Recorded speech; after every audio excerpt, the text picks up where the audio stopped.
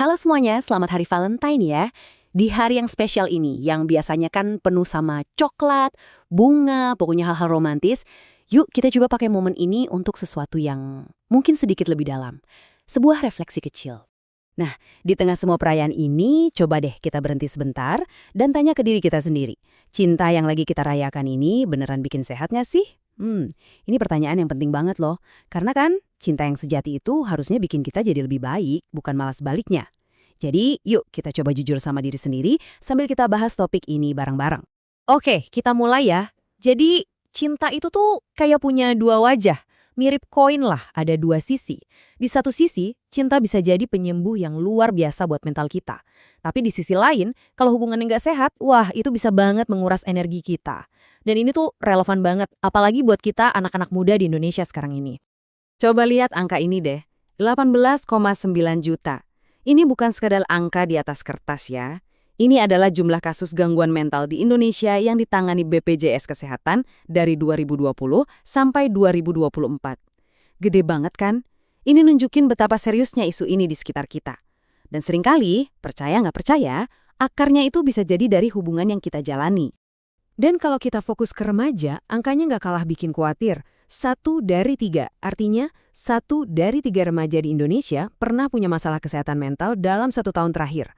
Coba bayangin, itu artinya bisa jadi teman kita, saudara kita, atau mungkin kita sendiri lagi berjuang sendirian. Nah, ini yang lebih bikin sedih. Dari sekian banyak yang butuh bantuan itu, ternyata cuma sedikit banget, cuma 2,6% yang akhirnya cari bantuan profesional. Alasannya macam-macam pastinya, tapi ini jadi pengingat buat kita semua, betapa pentingnya kita jadi super system buat satu sama lain. Dan ngomongin soal kesehatan mental, salah satu faktor paling gedenya ya hubungan romantis kita.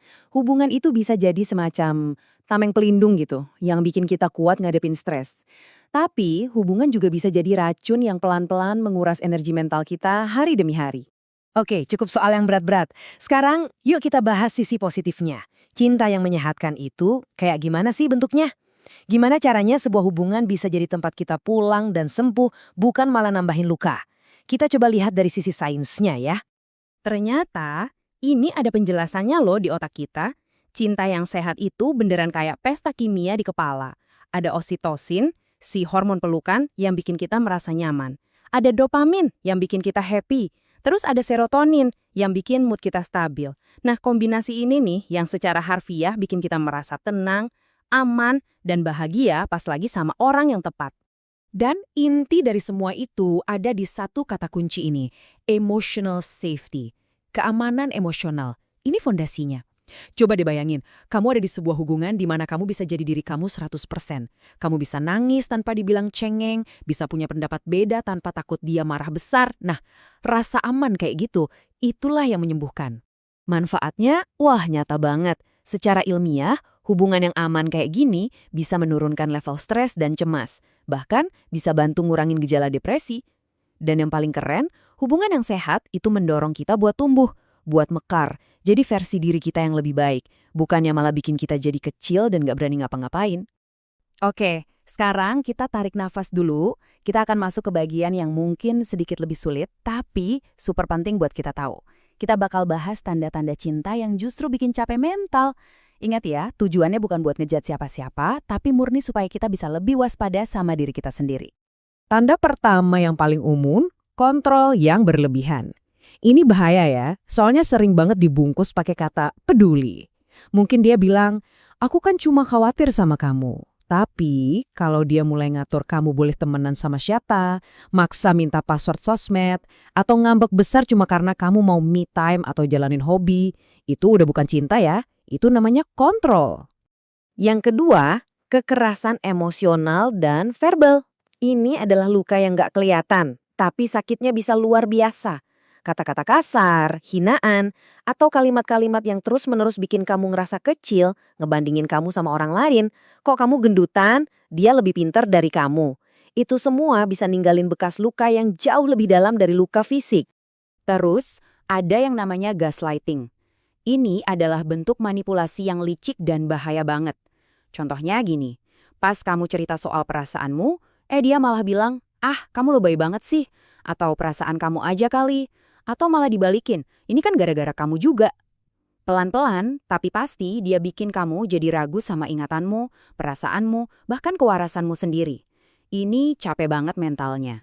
Sekarang yuk kita ambil waktu sebentar buat refleksi pribadi, cukup jawab dalam hati aja, yang jujur ya, oke? Pertama, apa kamu sering ngerasa takut sama pasanganmu?